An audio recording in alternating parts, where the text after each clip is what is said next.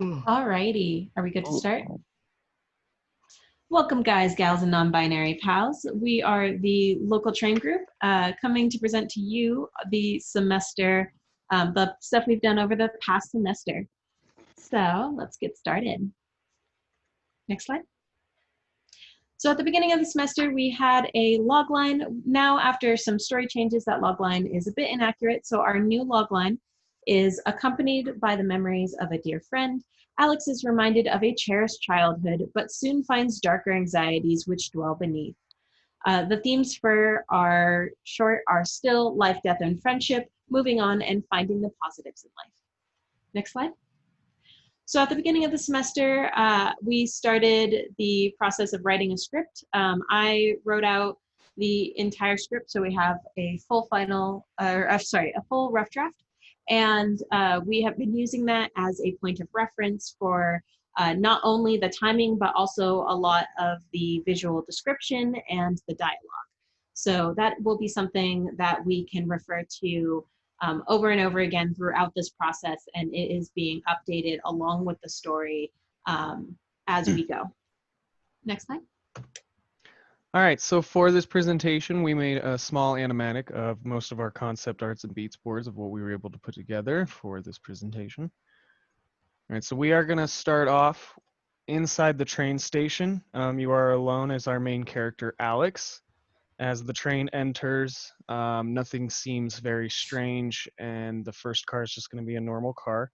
A kid's voice will be leading you into the next car, which will be a bedroom. A camera will sit on the bed, and there will be another small child in the room with you as you are turned into a child. And the camera is a present from your parents and will be a huge part of the story as everything goes on from here. The kid will then draw you to the next car, which is going to be a forest scene. Favorite spot of Alex and his now best friend Damien, who was the other kid in the room. Alex and Damien had a lot of playful moments here and memories here at this tree. The next car, Alex is now a young teen and is interested in Dungeons and Dragons and has a happy memory of his first visit to a gaming store to buy his first set of dice. The next car after that will be memories of Alex and Damien and Keisha and Kim playing D&D together. This is where we will introduce our two other characters, Keisha and Kim. After that, the next slide the next car will be a black room scene. We will have two of these throughout the story to add as separators for big moments. The black room scenes are mainly going to be photos shown of Alex, Keisha, Kim, and Damien. Either having like a lot of fun childhood memories. This is going to be a lighter dark moment or a lighter dark room within the two dark rooms. This one will just be kind of Alex reflecting on his happy memories. Also showing his photography skills a little bit. The next car, Alex is now a young adult in high school, beginning college, and is starting to get stressed with classes, and things are going to start to, in the train, things are going to start to spiral and spin out of control, throwing books and papers everywhere to show his anxiety of classes piling up on him and due dates and such. Suddenly, then the next card, Damien is going to offer a moment of peace with an invite to a party at their childhood favorite spot, the tree.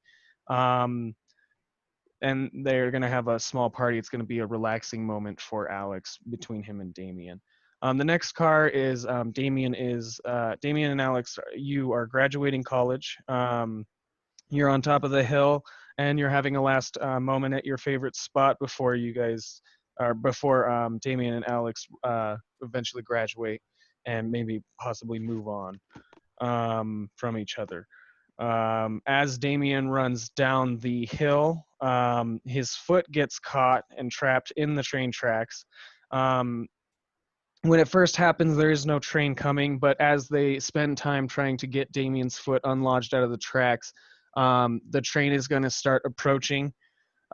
Before Damien gets hit by the train, he's going to push Alex back away from the train so that Alex does not also get hit by the train. You, as the character Alex, are going to be hurtled backwards, and you're going to land in a normal train car as the door shuts right before Damien is hit. The next car is going to be a memorial scene. It is held at the tree again that um, Damien and Alex spent a lot of time at. This is going to be a scene of a memorial scene with Alex and Damien's family surrounded by people, but as the day goes on, the people will leave and Alex will be the last one standing, so to say, at the tree. This is also a moment where we might introduce our first, our monster, our tree monster, or some way tie this scene into that. After this, we are going to have another black room scene. This black room scene now will be probably a lot darker in feeling and a lot more heavy. It will be now same pictures of Damien and Alex looking or happy memories with Damien and Alex, but now that Damien is gone, Alex is going to look back on them as not so happy memories, or he's going to get a feeling of sadness when he looks back on them rather than happy memories. Um, After this, the next car is going to be Alex has gotten kind of a crappy cubicle job, something that he does not really enjoy, and his anxiety is going to start attacking him again. This is going to be in the form of cubicles folding in on each other, kind of Inception-like stuff. Also, a tree monster.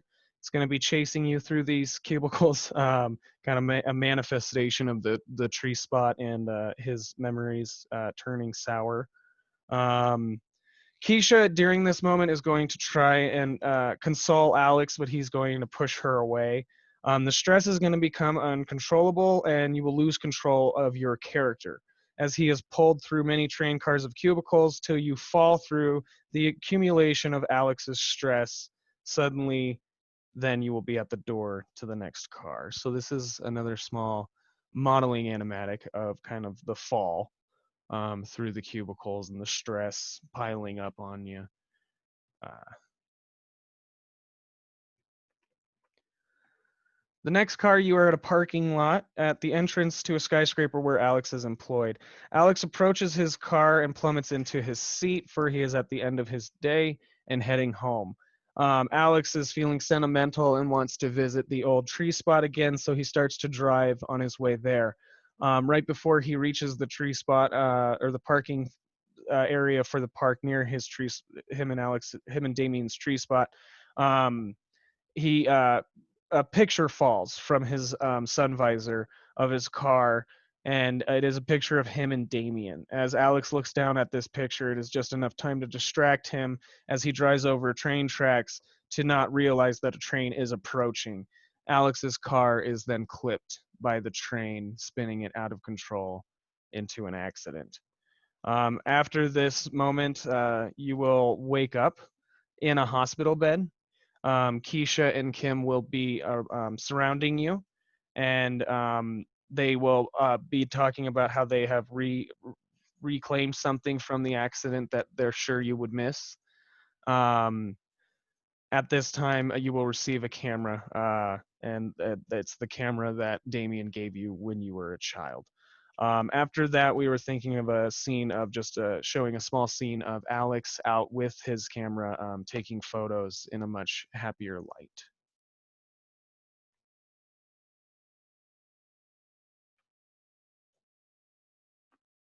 So for each of our train cars, because they each of the cars represent a different mood and kind of state of mind, we did a mood board for each car. We only have two of them to present to you today. We have all of them done, but we just wanted to kind of show two as an example because you don't want to be with us all day going over that stuff. So for the two examples, we have the train station mood board, which is basically it involves the emotions of kind of loneliness and background eerie feeling, kind of an unsettling nature to it, which is something that we really want our train station to be able to represent in those first few shots as far as the contrast between how normal everything appears and how eerie everything feels, even despite that normality. Next slide. So for our second example, we have the darkroom mood board. This is the first of the darkroom that was explained in the animatic. The first of the darkroom shots, we especially want to emphasize nostalgia and kind of that collecting nature of the idea of being able to collect memories using photographs or physical objects to invoke that sense of nostalgia, and just almost an overall reflection of his life so far, of their life so far. And next slide. So we also have given a board for every train car for lighting and color. This is an example for the train station light board. We really wanted to emphasize that kind of the God rays coming in from the skylights of the train station, as well as the almost like foggy nature to the rest of the train station, almost like floating dust, just bringing in that contrast again of there being a bright day on the outside of the train station, but with the kind of loneliness on the inside of the train station, there's almost a sense of eerie feeling in the background. Next slide. Our second example for our light and color boards we're back to the dark room. We really wanted to play around with the idea of a noir setting for the dark room itself, so that black and white lighting. And we also have the photos being, which are posted along being in color. So there's that high contrast of the scene itself. Next slide. So for our modeling and environment and our general kind of overlay of how we're going to get this thing done, the biggest news we have this semester is we now have 2 coders. So we kind of rounded out our team there. And a big focus of what we had was communication between everyone, making sure the environment artists and the modelers are communicating with story, make sure everybody knows what they need to make sure our coders are communicating on mechanics and infrastructure. So we kind of get this unified project front to start with our blocking passes and our modeling and everything else. Next slide. So here's one of the first of our blocks. This is the train station blockout and modeling. All this is in Unreal Engine. It was modeled in Maya. So on the bottom right, you can kind of see an overall path of the train station, kind of how big it's going to be, where you're going. We're going through, we're testing these, we're making sure that everything flows well in them, they have a good sense of movement and what we need them to have. Next slide. So these next two are our base train cars. They're kind of what every other train car will be based off of. And these are really going to help us format and sort of constrict or expand each environment as needed. These guys are going to be present throughout every environment, but to varying degrees. So for instance, in the locker scene, you can see it's very constricting. It helps kind of give that sense of unease and very tight quarters. But in something like our park environment, it's going to be a lot more open and there's going to be a lot less visible signs of the train, but it will always kind of stick with you. Next slide. So these are just some of our other screenshots of our blocking passes so far. So we got the little dorm room and lockers, we got our hospital, the basic blocking of the D&D scene, and the park.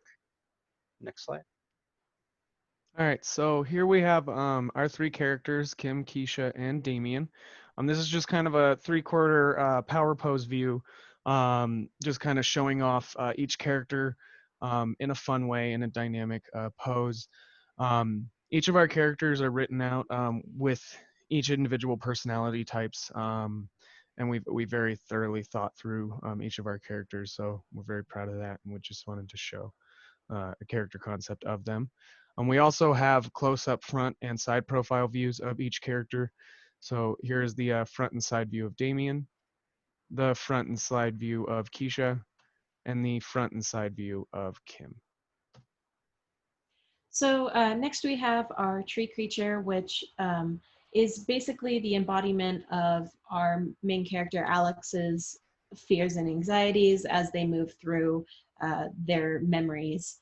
And we really wanted to emphasize kind of the pressure that anxiety builds up. So while we were designing the character, we focused on keeping the vines closer to the heart kind of coming out of that chest cavity. So as you can see, we kind of diagrammed all the vines starting out, and no matter what form the creature ends up taking, whether it be quadruped or biped, these vines will kind of stay in their relative location to emphasize the pressure that forms on the heart and kind of the like tightness of feeling when you're having an anxiety attack.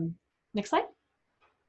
We also wanted to focus on the kind of the way that the vines interact with the face itself. So we have one vine binding around the mouth to inhibit like being able to talk about it. So kind of that representation of the anxiety making you unable to speak about the pressures that you're feeling.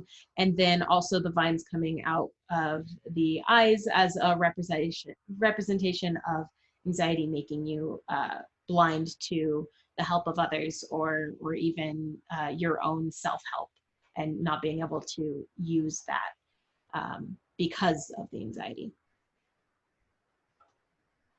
Cool. So here is the start of our rigging, animation, and modeling pipeline. So we started it with Keisha. We had a quick base mesh made of her, and we went for kind of a mid to high poly here.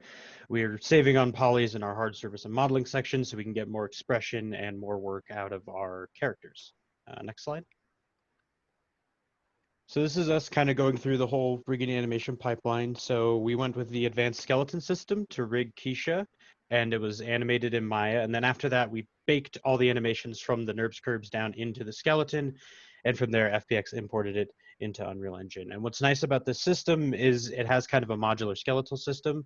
So as long as you have roughly the same kind of rig and skeleton for a character, you can kind of jam this skeleton and this animation onto a different character. So it enables us to do things like universal walk cycles or a universal movement scheme so that it's not inhibiting us to having to do each separate one, and we can focus more on character acting and specific movements rather than the general walking and kinematics of moving around a scene.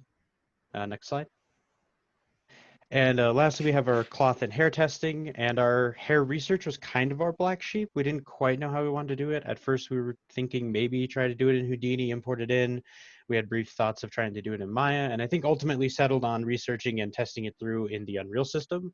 So the screenshot on the right is actually from Unreal's hair tutorial, and I think it speaks for itself and how much you can get out of it.